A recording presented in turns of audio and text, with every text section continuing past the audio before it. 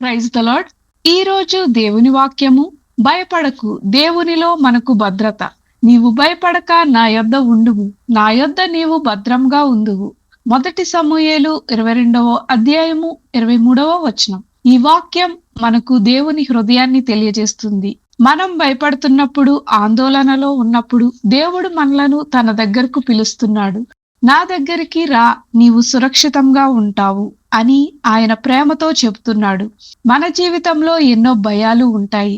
భవిష్యత్ గురించి, ఆరోగ్యం గురించి, కుటుంబం గురించి. కానీ దేవుడు చెప్తున్నాడు, భయపడకు, ఎందుకంటే ఆయన మనతో ఉన్నాడు. దేవుని సన్నిధిలో ఉన్న వారికి నిజమైన భద్రత ఉంటుంది.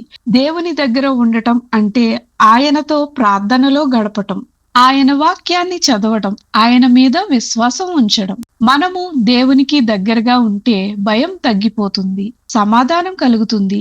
ఈ రోజు నీ హృదయంలో ఏ భయం ఉన్నా దానిని దేవుని చేతుల్లో పెట్టు. ప్రార్థన. ప్రభువైన యేసు, మా హృదయాలలోని ప్రతి భయాన్ని తొలగించి నీ సన్నిధిలో మేము భద్రంగా ఉన్నామనే విశ్వాసాన్ని మాకు ఇవ్వమని యేసు నామంలో ప్రార్థించుచున్నాము. ఆమేన్.